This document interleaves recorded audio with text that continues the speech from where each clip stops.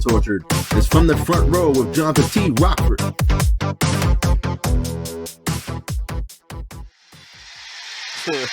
That was, I didn't know Ruffles could, that many Ruffles could fit up in there like that.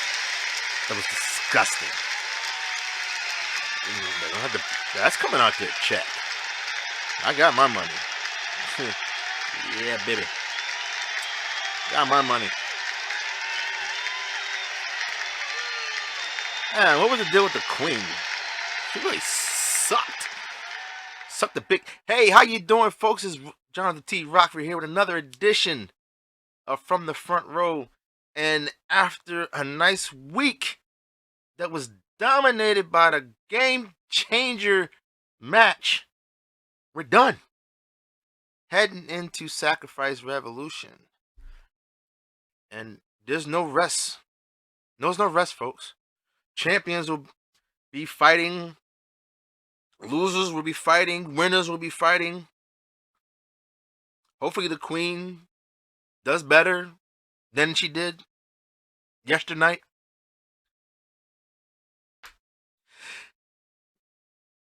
But to begin, we're going to talk about that game changer match.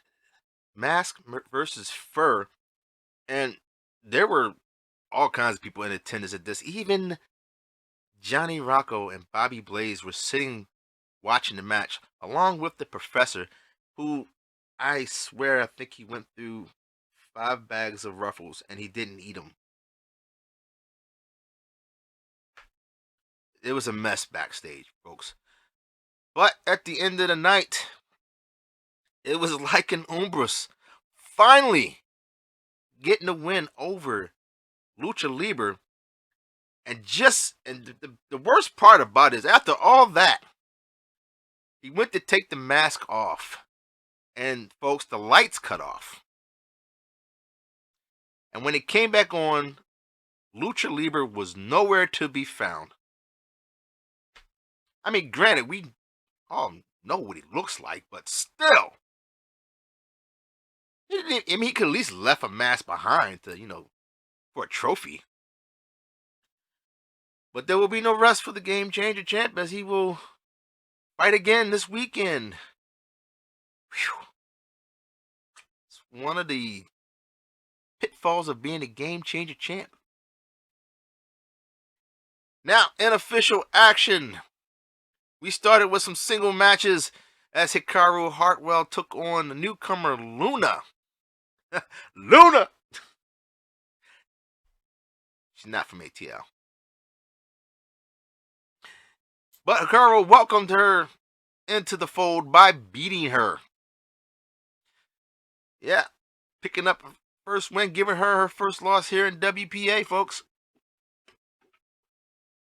It's how it be sometimes. Also, welcome to WPA to James Altraz. I don't know what kind of name that is, but he was on commentary talking about what he's going to do here in WPA, coming to take titles and kick ass.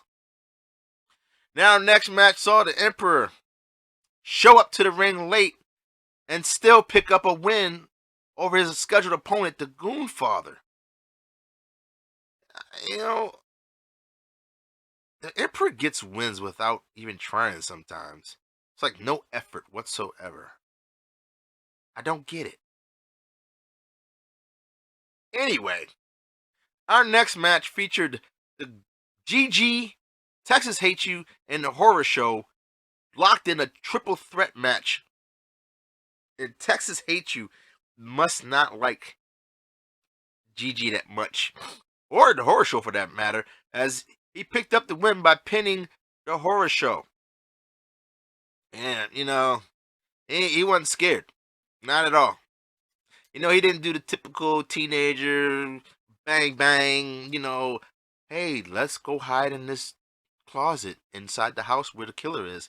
No, he just went out there, kicked ass, and actually picked up a win, which is a rare thing from anything from Texas. Now, our next match featured the South Bronx Savage and Supreme Knight. And son, let me tell you, South Bronx picked up the win representing the South Bronx. Finally. Way to go, son. You know what I'm saying? You good? Alright. Supreme Knight. You know, that's one weird fellow. I don't know if he's supposed to be a superhero, evil villain. Damn sure ain't a good predictor. Because, god dang, man. You know, could have been world champ. Kept missing his cash-in opportunities. Then when he finally cashed in,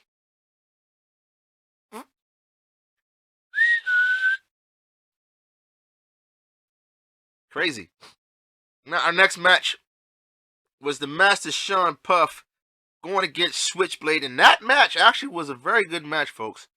It was kind of up there. Very competitive. But at the end of the day, Master Sean Puff quietly picked up a win, which was that was the most amazing thing. He kept his mouth shut.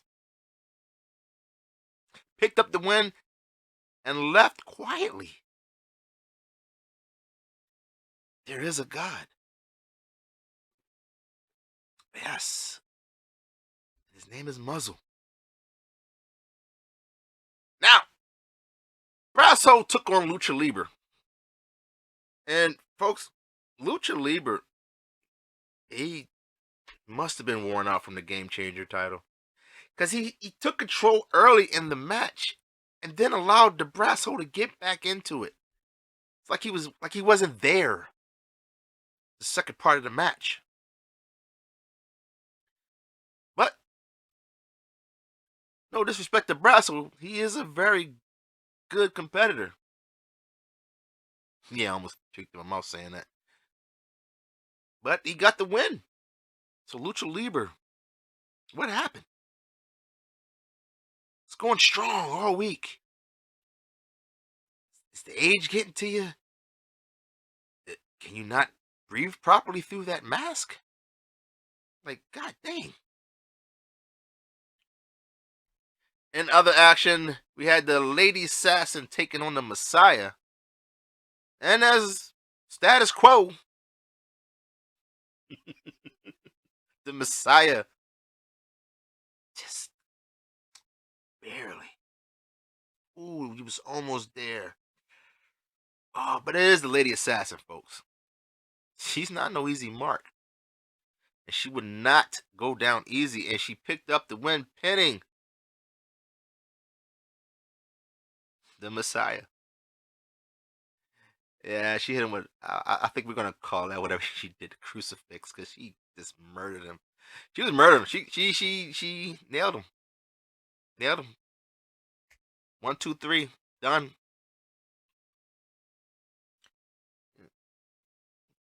You know, he probably should, instead of talking and licking buttholes, he should probably like try to win some singles matches. You know, you might move up in the rankings and get the things you want in life. But congratulations to Lady Assassin. Now, like Anumbers, after defeating Lucha Libre for his Game Changer Championship, took on Money MF and Mike of the Killer Goons. He still has some energy left. Folks, he went, I don't want to say beast mode since we got somebody here named the Beast, but that's the only way I can describe it. The inner beast in him just came out, and whatever he had left, he took it out on Money Mike. Cashed his ass right into a defeat and picked up the win. So, that's a successful weekend for Like a Numerals. Picked up a win over a Killer Goon and retained his Game Changer Championship. It's awesome, folks. Now, and something that did not surprise me, Robert Isaiah Salea. Man, he was doing so good too. Going up against the First Lady Alexa Leslie.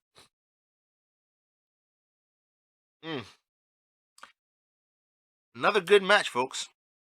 Came down to one simple mistake made by Robert, and the lady capitalized on it and pinned him for giving them a defeat. He was doing so good too. We was actually rooting for you. God, I feel more disappointed in you than Obi-Wan. I felt disappointed in Anakin.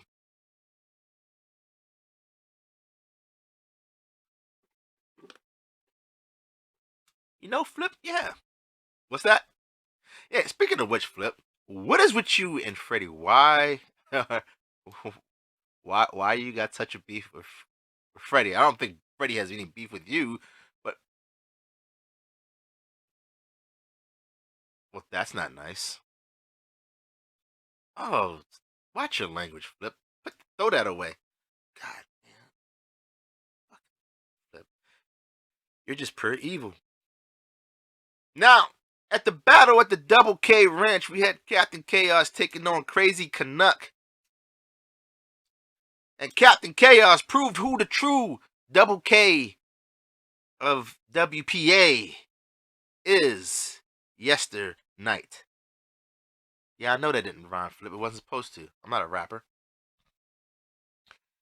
Captain Chaos just pummeled Crazy Canuck into the ground. I mean, there was horseshoes being thrown, horse whips, bales of hay. I think I even saw a branding iron come out. They didn't heat it up, but that would have been cool though. The smell of burning flesh with like 2Ks stamped on your. Well, you know. I mean, how could you get mad at Captain Chaos, Crazy Canuck, 2Ks from the Double K? But shout out to the Double K Ranch for letting us use their facilities.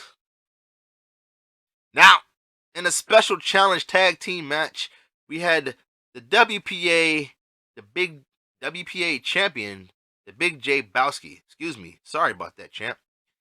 Teaming up with his challenger, Jermaine Walker, to face the Queen, Starlin J, and her challenger, the Darkstalker, who will be battling for her Intercontinental Championship. And, folks, I don't think I've ever seen Philip cuss as much as he was cussing yesterday. My God, he called her some words. If I spoke British slang, I might have known what he was saying. I think he said a couple things in French. He was so mad he spoke in languages I don't even think he really even knows. It's like he was speaking in tongues. He said it was the worst performance he's ever seen. But the Big J Bowski and Jermaine Walker picked up the win via the black hand side provided by Jermaine Walker. It was so bad that at one point at the end of the match, the Darkstalker didn't even try to save her.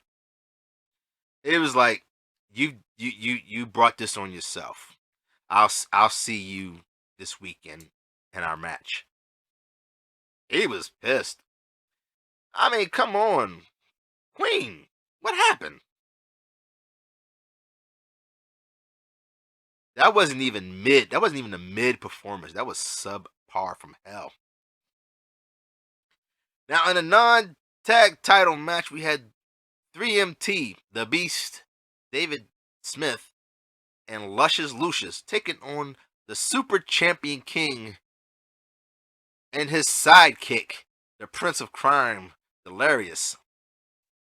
And you know, if the Queen's performance was subpar, then Delirious's performance had to be like Middle Earth somewhere, cause he don't get up. He like disappeared, and the Beast wound up catching him and with a Beast Bomb and pinning him, giving his team the loss. And which is weird, cause usually when him and the Super Champion King team up, it's like money, baby. But not today. It was like pennies from hell. It was not a good day to be tag teaming against Sinister people. Even though one person was in Sinister, he might as well not even been in Sinister. I swear, yeah, it looked like I could talk about that match forever, but it was just, it was brutal. Never seen something so bad. I swear, the only thing that could have been worse is if the Darkstalker and the Queen had lost to Kwani and Martel. Ooh, I know, don't say that. Bookers might make that match. That'd be a funny match, though. Now, in our number one contender match for the television title, we had Shepherd Bane taking on Needles Kane. Needles Kane, folks. Plenty of title opportunities, has won some titles. Now he's getting another opportunity to win another title, as he will be going up for the television title. When we don't know, because we still have another number one contender waiting to cash in their ticket for the TV title.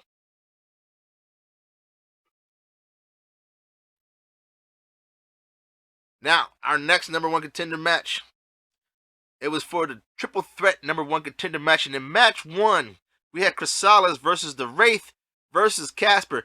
And me personally, I saw the Wraith winning that one. But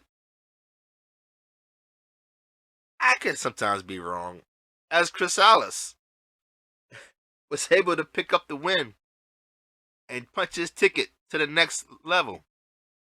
Now in match two, one of the competitors didn't show up, so it became a one-on-one match between Martel the Carpenter and Kwani Fist.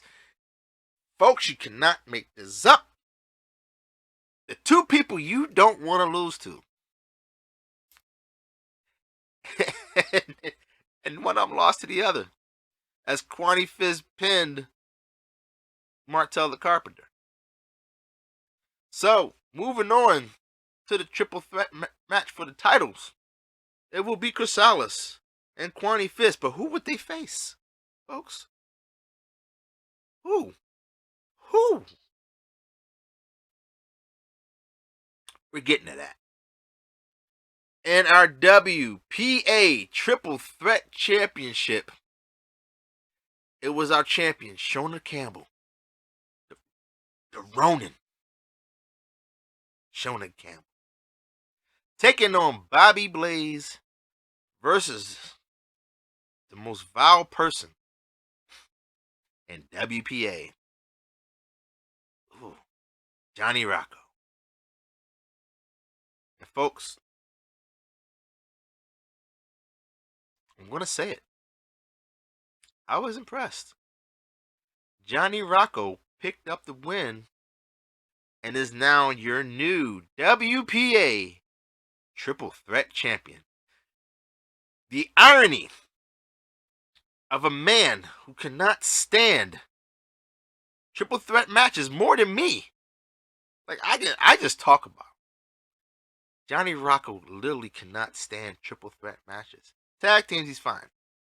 One-on-one, he's fine. Battle Royals, fine. He can't stand triple threat matches. I think it's because he doesn't like odd numbers. It's gotta be.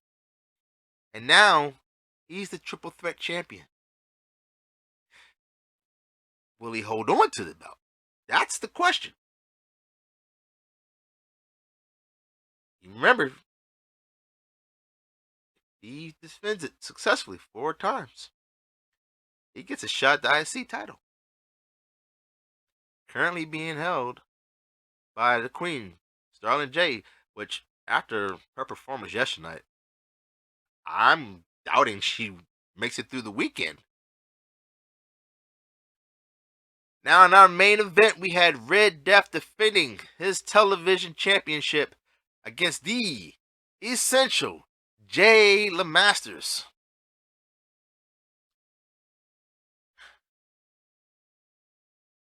You know, folks, we have a lot of good performers here in WPA. Essential Jay LeMasters being one of them. It's just one.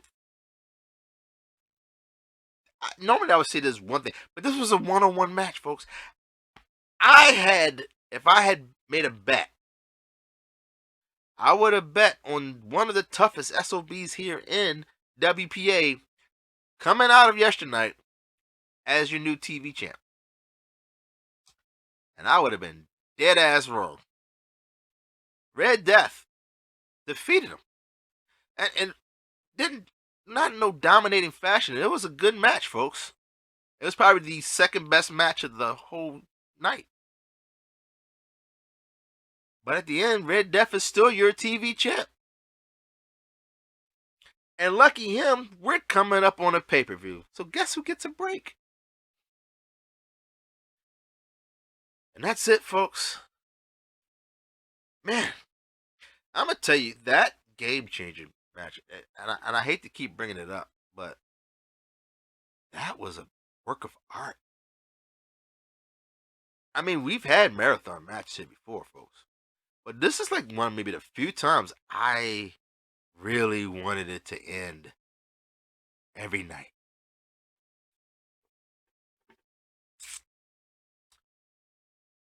And it would not stop, folks. It just, oh man. I almost think the WPA should give Lycan Lumis a break over the weekend. But that's up to him. I'm pretty sure Lycan Lumis seems to be a fighting person. He's going to probably find somebody else. And God bless him. Hopefully, they're walk-offs.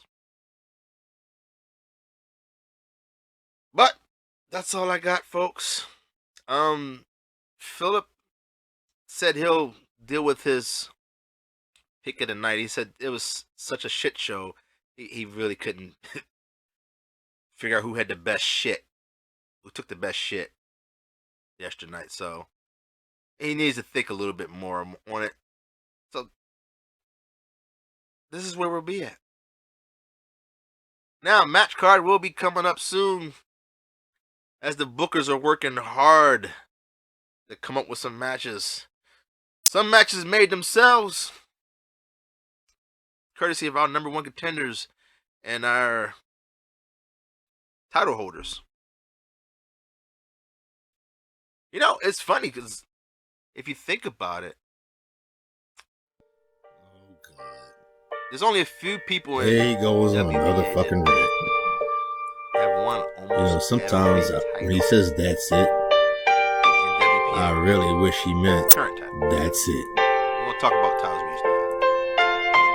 He does this every time Philip's not going to Johnny do the Rokford show. won. Bobby Blaze. This guy is just another. talks over and over and Big over Mel. again. Pretty sure Big Mel is.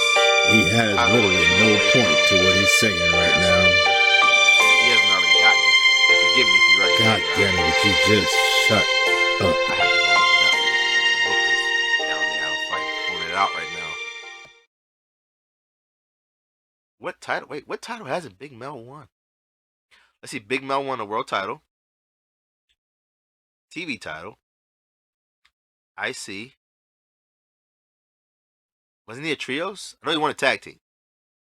Pretty sure about that. We'll figure it out. Bobby Blaze, let's see, he's gotten world title, triple threat, nope, trios.